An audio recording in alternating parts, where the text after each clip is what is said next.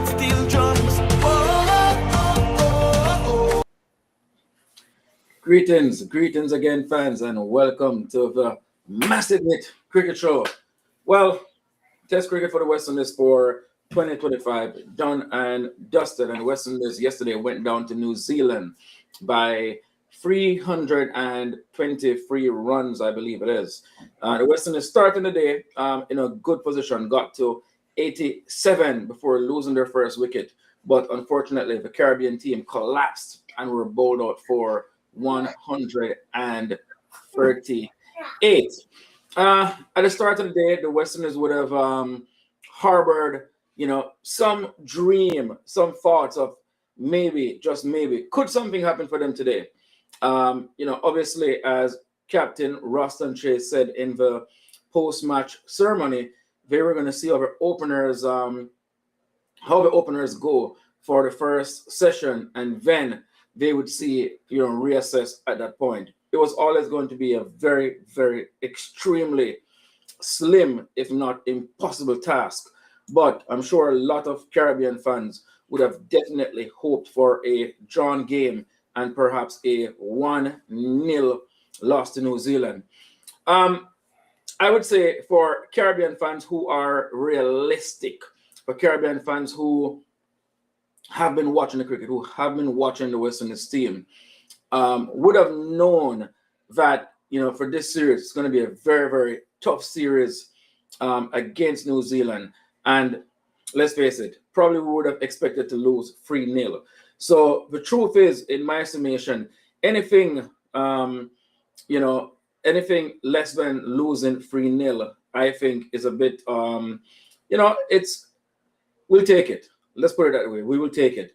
Losing 1-0 or 2-0 to New Zealand in their conditions, I don't think it's something for the Caribbean team to be ashamed of. Yes, they're going there to win, and Captain Ruston Chase in the post-match ceremony did say the team was looking to win at least one game. But at the end of the day, I think the team, competed fairly well as we could have expected based on the quality of the team, the quality of the players that this team has. And, I think there's also some good individual performances with the bat, something that we have not seen for a very, very, very long time. So we're going to get into all of that a little bit later on in the show. But as always, resident massive hit analyst Malik is here with me, and we're going to break down the second test and also, the series. Malik, how you doing? Roger, I'm extremely disappointed today. What a disappointment. I'm going to be very critical of the approach yesterday that we saw. The night before, at the end of day 4, when King played with the passion that he played with, and John Campbell was reviving the dead bat era. At that point, I was still hopeful the West Indies would at least show some fight and play some good cricket on day 5. But what happened on day 5 is an absolute disaster. And on top of it, one of my favorite players in this current West Indian side, and I'm pretty sure many of our fans and you in particular love this player, Shai Hope. What the hell did he do yesterday? This is one of the worst batting performances by Shai Hope in any format that I've ever seen. 3 runs of 70-odd balls and not even attempting to score runs. The New Zealand spinner wasn't special. Ajaz, he was not special. And he was giving full tosses to Hope. And Hope was dead batting them too. Basically, this is a disastrous end to a pretty good tour for this team. And I don't know who decided. Is it Coach Sammy? Was it Captain Chase?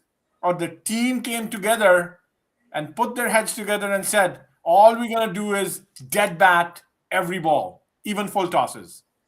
This was the most nonsensical performance by a West Indian team which has struggled all year, but they've always tried to do the best that they can.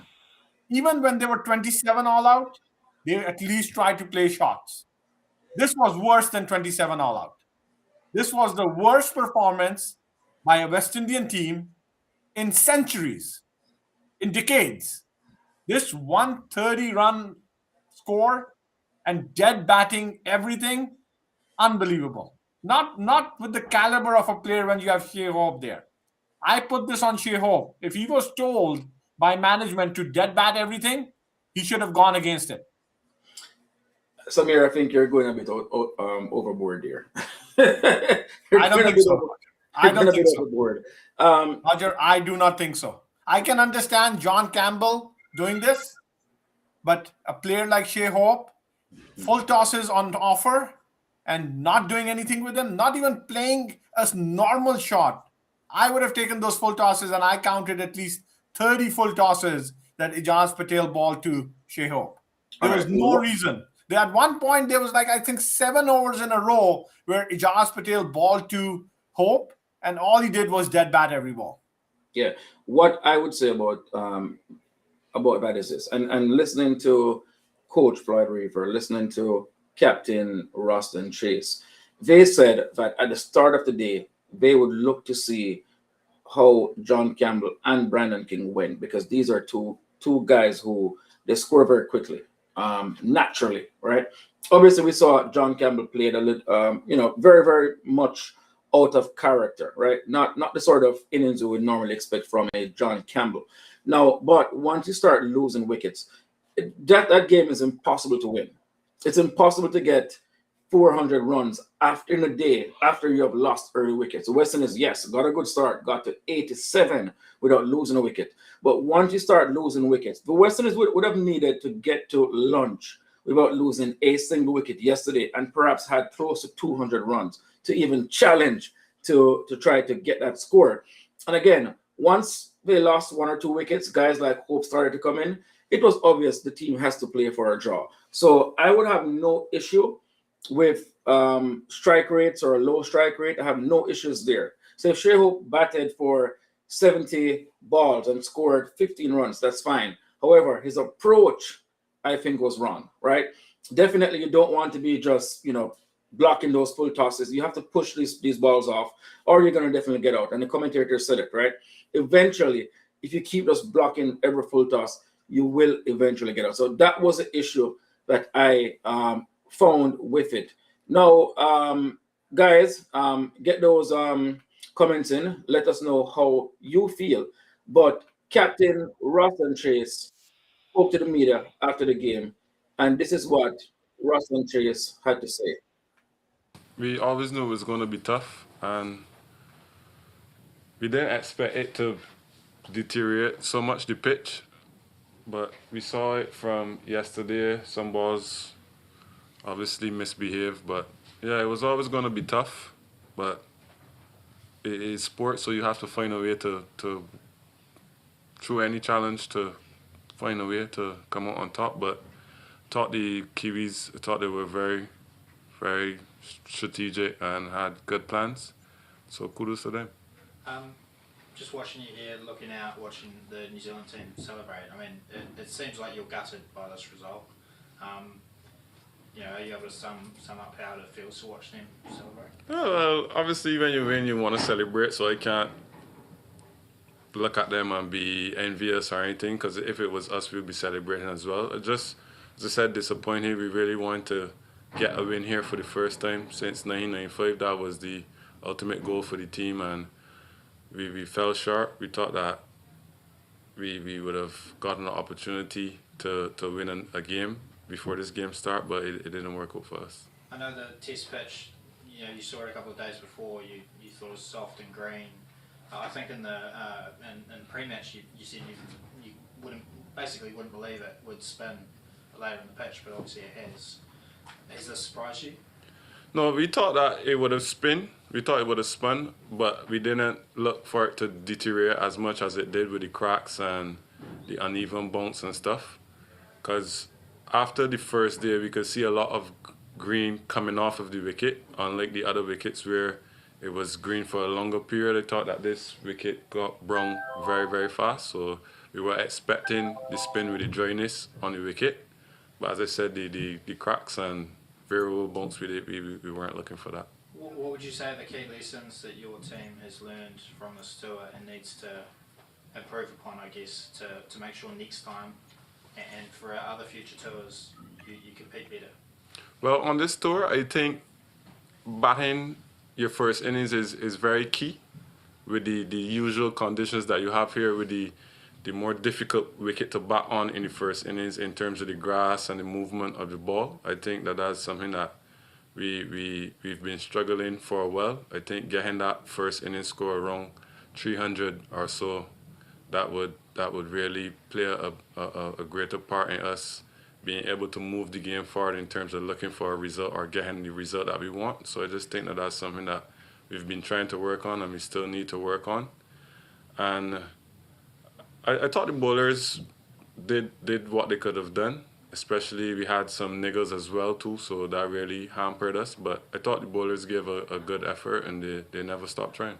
And I know it's hard at this sort of stage, but looking at the tour, are there positives that you take out of it? I know there's been a few hundreds for your team as well. Yeah, that I was going to say that because before this series started, the goal for the batters was to at least get 100 in every game.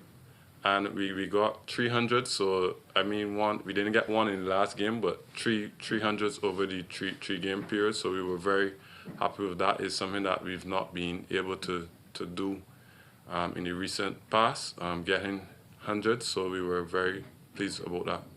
Ravindra, after Christchurch, you said that it was a tee that you decided to try and save the draw rather than push for the win. Was going for the win ever on the cards here, even though you had 10 wickets in hand? Yeah, the plan for the start of this morning, we were looking for John and King. We know they're two naturally easy-flowing, aggressive batters, so we were looking for them to give us that good start that they've been giving us. And if they could batted the first session out, we thought that we would be in a good position to just carry on at probably around 3.5 runs over, because that's what we've been scoring at throughout the series. So we thought that if we could have done that up till tee, that would have given us a chance of winning the game. We would have to gone about 5.5, 6 runs in the last session, and we thought that once we had wickets in hand, we would have tried to go for the runs, yes, but we were put on the back foot from early. We lost 4 wickets in the first session, so the plan after that was just to play for the draw, but it didn't work. The wicket was one that I think you could bat on it, but there's always a ball with your name on it once it comes in the right area. So we know it was always going to be tough, but we still had the belief that we could have saved the game. You guys came here after series losses to Australia and India. If someone had offered you the 4 points that you got from Christchurch at the start of the series, would you have taken that for the return over the 3 tests? No, because we always wanted to win. We always wanted to win one, so we would have never sell ourselves short and just go for those 4 points. But I mean, we were happy with the 4 points still, because it was our first points on the board after coming from 2 difficult series as well. So we were still happy that we got off the mark. Sorry. Just looking back now at Christchurch, do you maybe regret not pushing for that win, given the No, I don't regret it, because we sat and we had the plan. So once the team comes up with a plan, that's what we're going to stick with. We're not going to come back and say after the game, oh, we should have done this or we should have done that, because once we agree to something as a team, we're going to stick to that. Rossum's first thought on the performances of Jacob Duffy across the series, but also Ajaz Patel in this particular test. Yeah, we really try to put a greater effort in getting them out, because we know that they can really wear you down and have your fast bowlers tired, the fielders tired, and then it makes it even more difficult to bat. So, yeah, if this is his last game, it would be sad to see him go. I still think that he has a lot to offer in cricket, but he's had a tremendous career, so well played to him. Ross, how would you reflect on your personal form in this series? It was only 42 runs across the 6 innings. It's been a tough one. How would you reflect on that? Yeah, I think I had a tough series, very below par for my standards, and I didn't really lead from the front on the field. I thought that leading in terms of words and encouraging and inspiring the team, that was all good and well, but in terms of going out there and producing for the team and letting the team have someone to look up to as a leader, I thought that I let myself down and the team down as well. Do you see yourself as the kind of leader who wants to lead by performance, or? Yeah, both. As I said, both on the field and off the field in terms of encouraging and getting the best out of my players. I want to do that, but I want to go out there and show them that I'm not just talking it. I'm doing it as well, and I'm giving my all for the team. So, yeah, I was a bit disappointed with my efforts. I thought I got some good balls in the series, but it's Test cricket, so you will get those periods. But I still thought that I could have given some more. And do you hit home and adjust any? All right. So seems seems to be honest fellow there, Samir. No sort of Roger, doesn't seem to be a politician, Rust and Chase. when the captain's averaging 14 for the year, all he can do is just sit there and say things. Yeah. And Yeah. there's a lot that needs to be figured out. Whatever he was saying is fine, but once again, you don't lose this way. I'd rather you play some shots, score some runs, and if you get out in the meantime, you tip the hat to the bowlers and say, hey, listen, you did a good job. But to sit there and once again say that we batted for what? How many overs did they bat yesterday? Total of 80 overs and scoring 138 runs. That just doesn't jive well with me. Yeah, but Samir, that pitch was not easy. It doesn't matter. I mean, the ball was turning. It does not matter, Roger. Those were full tosses. Once again, those were full tosses. The pitch didn't play any part when Ajaz Patel was throwing full tosses out there. You could have stepped at least once or twice out of the crease and smashed him out of the ground. These were real full tosses. I saw the ball. Ajaz Patel was just throwing it like that, like this, and saying, hey, listen, hit me. That's what he was saying. And, this guy balled 32 overs. There were 21 maidens. And at one point, I counted at least 7 maidens in a row. Yeah. For me, once the Westerners started to lose wickets, they didn't have a chance of going for this. I don't have any problems with the defensive play. Roger. King yesterday showed his team. He was 37 not out when he came into bat yesterday morning, and he added another 30 runs of almost 40 balls or so. He showed them how to bat. Campbell started getting going a little bit too. Campbell at one point was also like hope. He was like 3 or 4 runs of 60, 70, 80 balls. And the last 20, 30 balls, he scored 13, 14 runs. So you could have played on. But the Amlak effect, remember, this is what we were talking about, Amlak. Amlak was batting like this throughout the series, not the rest of the team. This was the Amlak effect. Maybe Coach Sammy went to Amlak and asked him, what's the best way of saving this test match? And Amlak said, this is the way to save the test match. Yeah, Michael Arthur here is saying Westerners have the talent, but not the structural process to evolve for talent. That is true. Still, it's a huge improvement. I definitely see this I agree. as an improvement. I certainly would have liked to see a bit more positivity yesterday, but for sure, we didn't have. That's what I'm saying too. I think there was an opportunity here to be extremely positive yesterday. They just didn't do it. Yeah, I wouldn't say extremely positive, but a bit more positive. Roger, this was extremely negative. Let's be honest. Our viewers are very intelligent. They saw the game yesterday. This was extreme negativity on behalf of the team.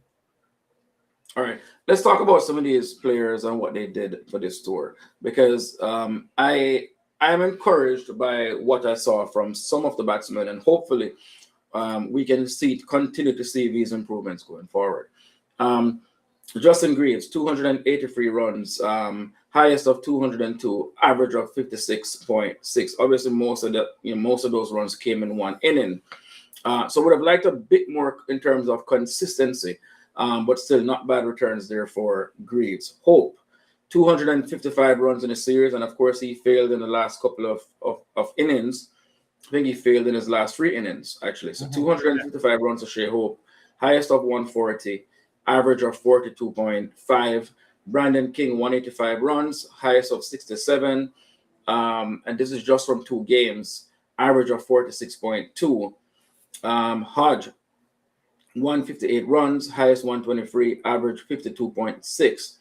So 1, 2, 3, 4 West Indian batsmen averaging over 40 for the series.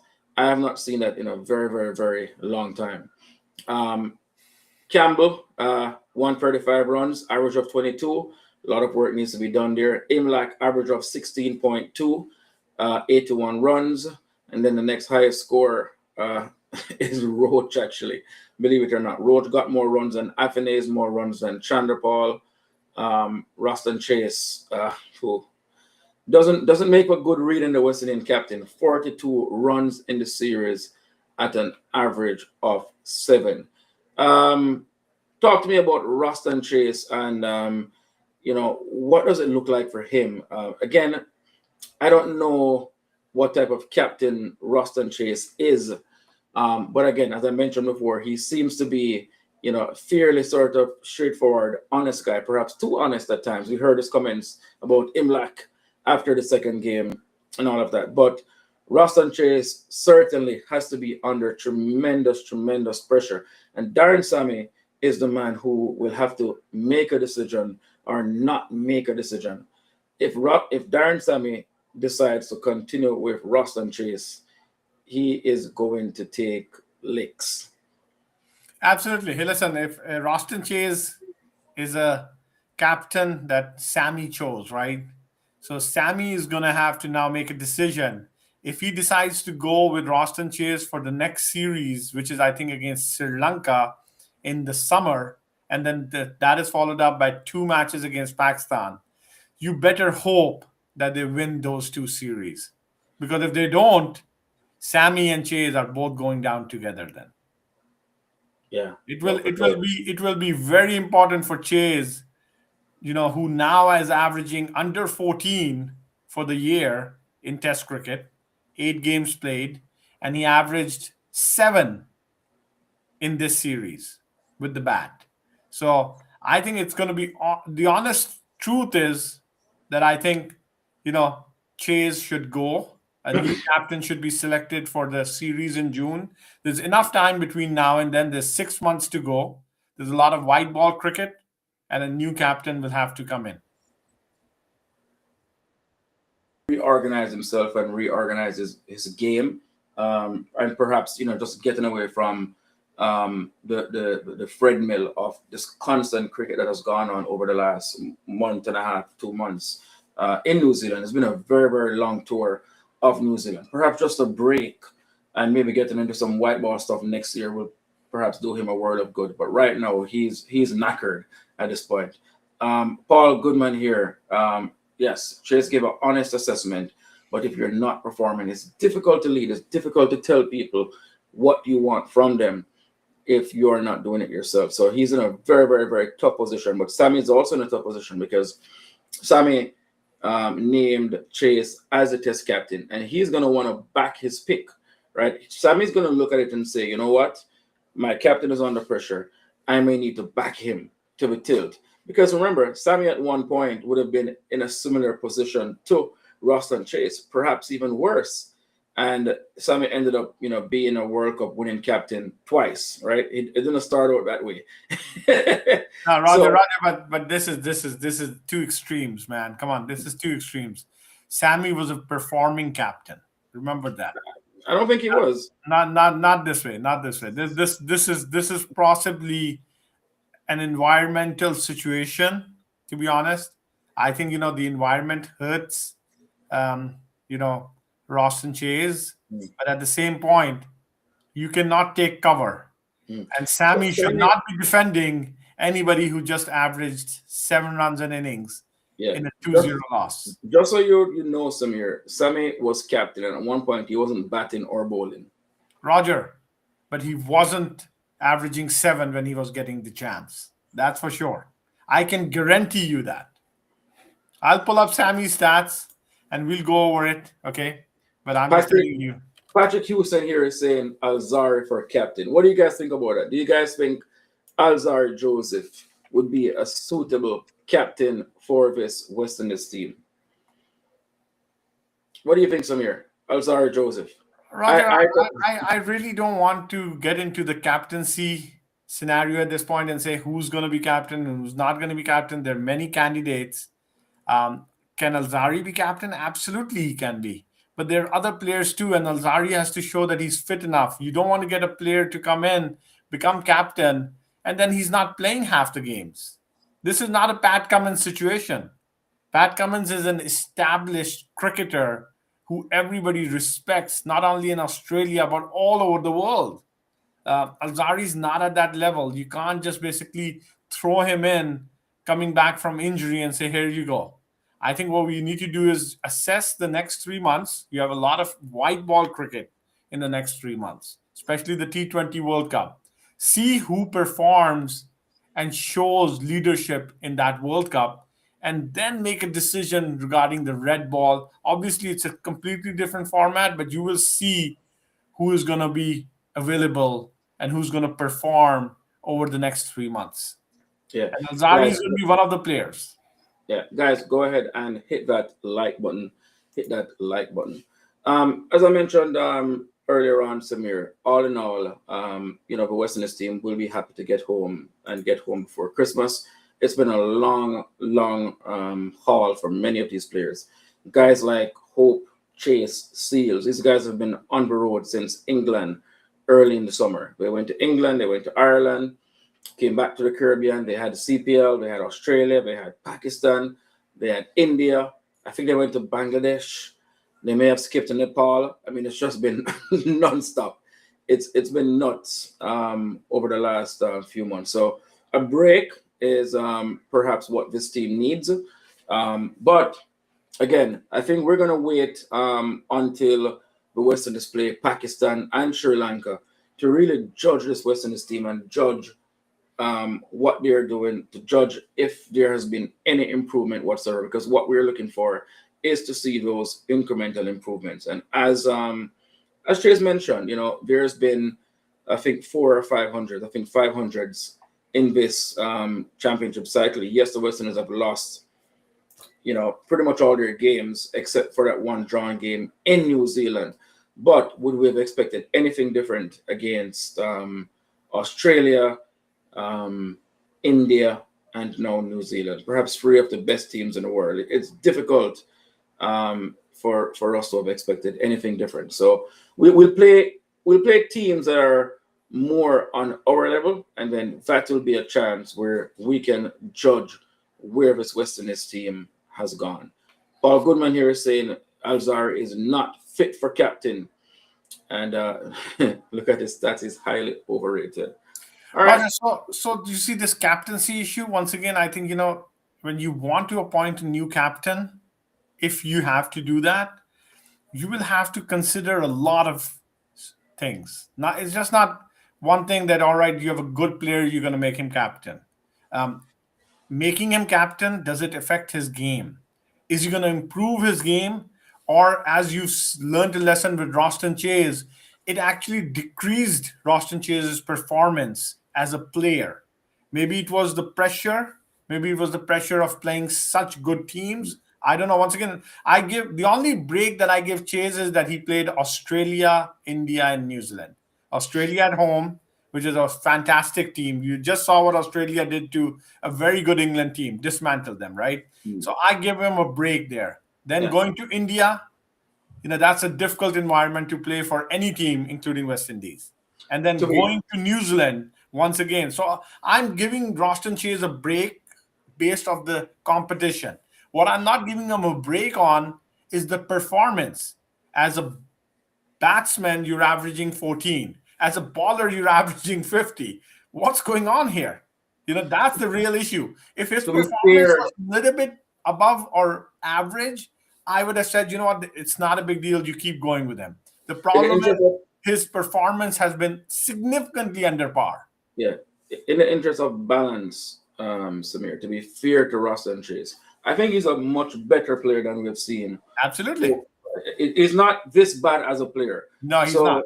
So for me, Sam would have to wait a little bit and But Roger, see how remember what you were Yes, saying a few minutes ago when you were saying that Sammy at one point was as bad as Roston Chase. I do not remember that.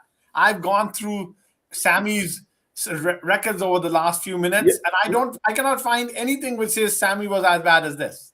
He was. He wasn't as bad as this. Not as bad as this. The guy won 2 World Cups. There's no way he's as bad as this. He won World Cups at the end of his tenure. But in any case, well, one was in 2012.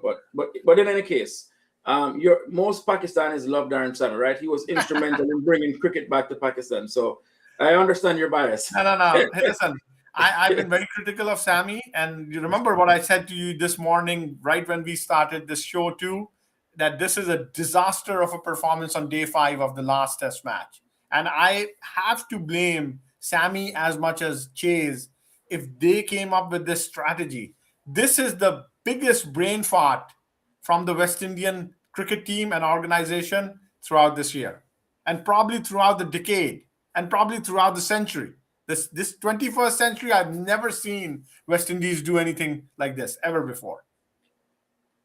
They played very good cricket for a month and a half or change. And to do this on day 5 didn't make any sense. Yeah. This was a complete brain fart. That's what it was.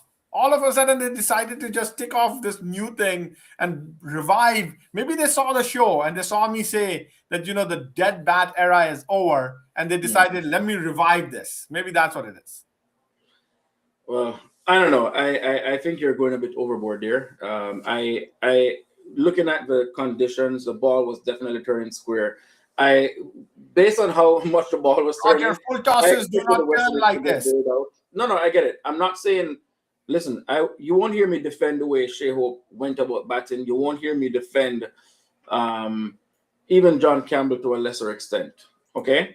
If we were looking for a draw from the beginning, because again, as Chase said, they wanted to see how the openers went before making a decision. They didn't want to make a decision too early, whether or not is it going to be going for a draw or is it going for a win, right? Because 400 runs in a lot of days is almost impossible. That is a lot of runs. So if by some chance the openers got a huge partnership at a quick rate, then they would see. But maybe if it's 240 left in the last 2 sessions, they would say, okay, fine, we have wickets in hand, let's go. Otherwise, it's not happening. But again, Samir, looking at the way the pitch turned and some balls were misbehaving, it was never going to happen.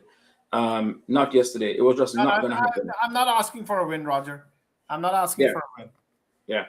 At the same time, yes, Shea Hope, should you be blocking, full toss after full toss? No. You at least need to be a bit positive in pushing those balls off. So, but yeah, I mean, that's where we are as far as the series is concerned. Shanique here is saying Chase has been on the decline. He was a better player. We refuse to admit because he offers a rare commodity. He bowls and off spin, and all other all-rounders are medium pace. Well, yeah, Chase does give that additional bowling option, and perhaps many would say allows the team to play, some sort of a spinner.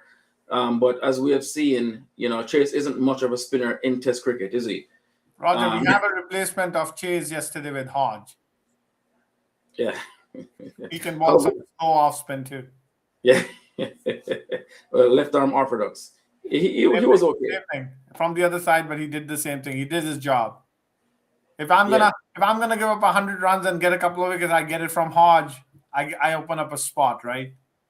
I think, look, in a positive aspect of the game, I think West Indian bowling did pretty okay. Okay, that's the most important thing. Just like we were mentioning that even though you take out day 5, I think West Indies batting did pretty decent, right, throughout the series. I don't think it was as disappointing as the India or the Australia series. I think there was a significantly improved performance.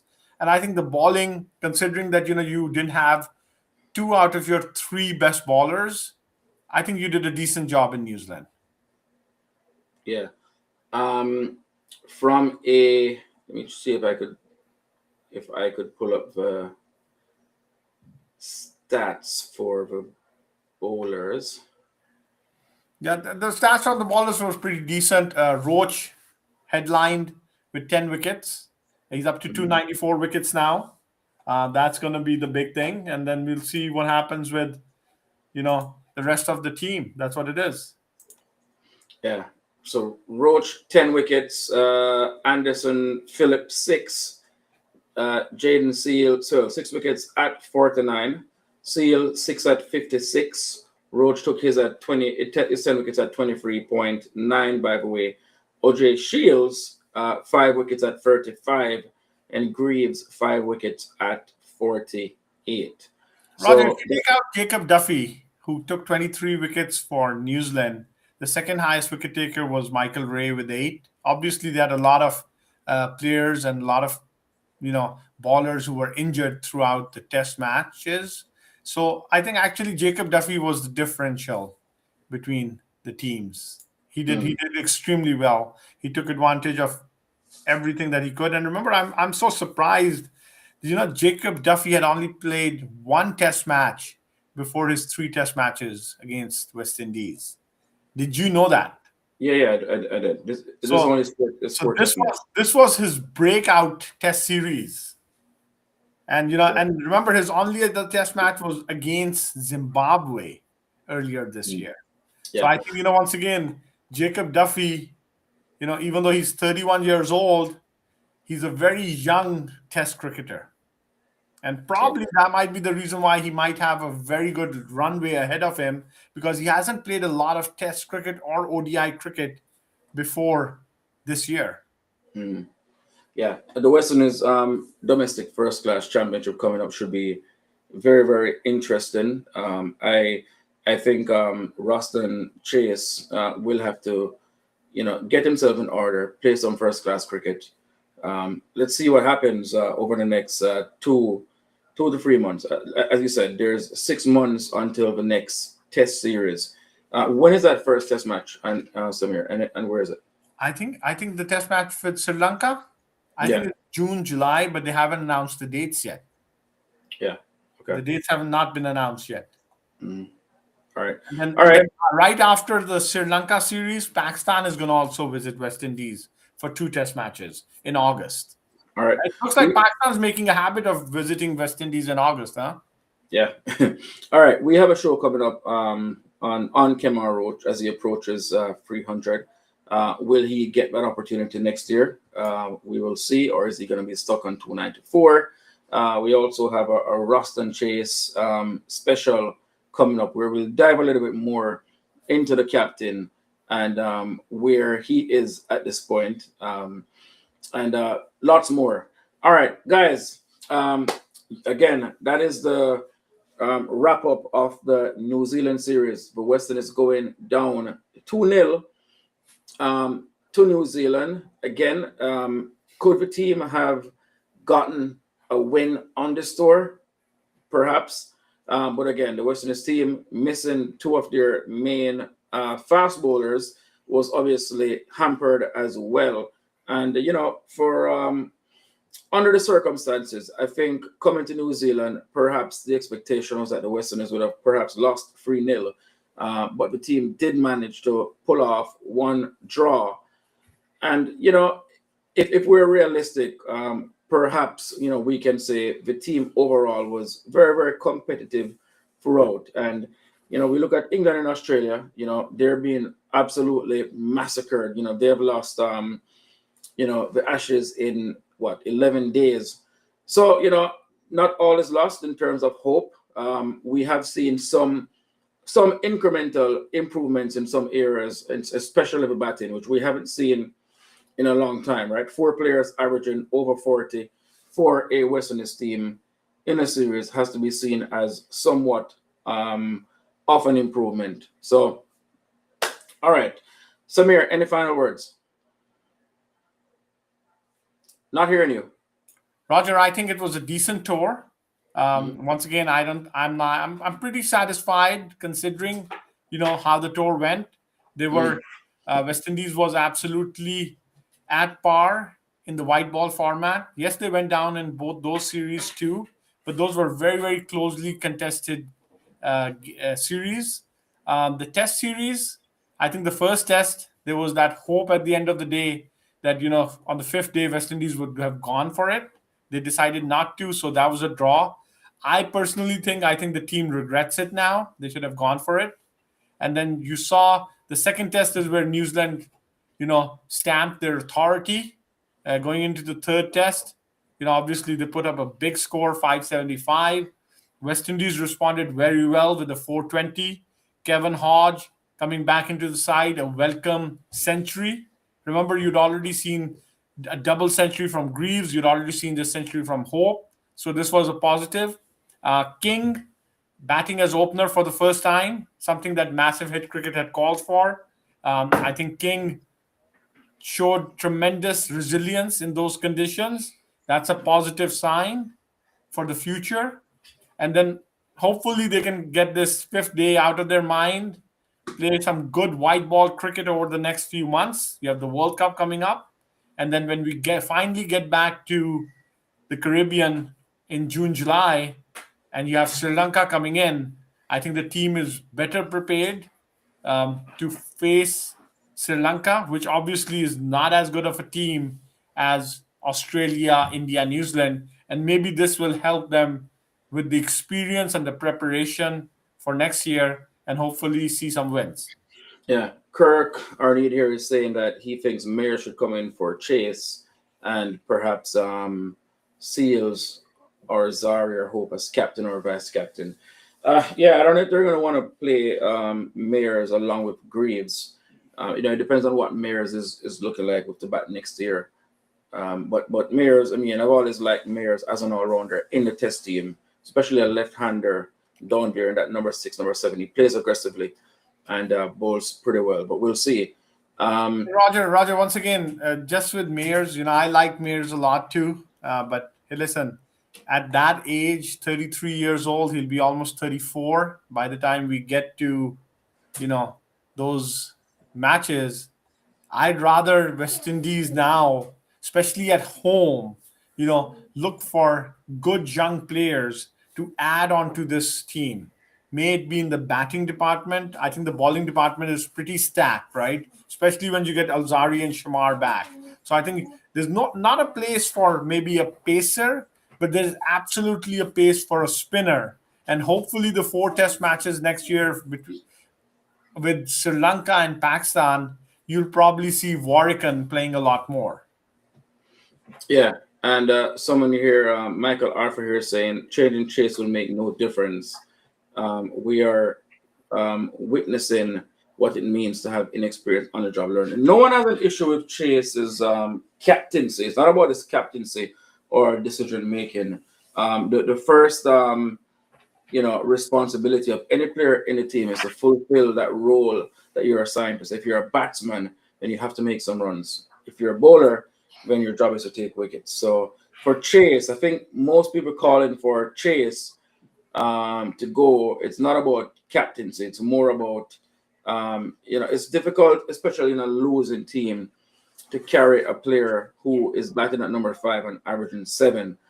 You're not going to win many test matches, especially a team that doesn't have too many other strong batters around him. If the West Indies had world beaters there, guys who are making runs consistently, and you have to carry a player while he's out of form, that's fine. But it's going to be difficult to carry a player who is this woefully out of form. And again, I don't think Chase is as bad as he is seem in the last, in the series. I think he's a little bit better than this.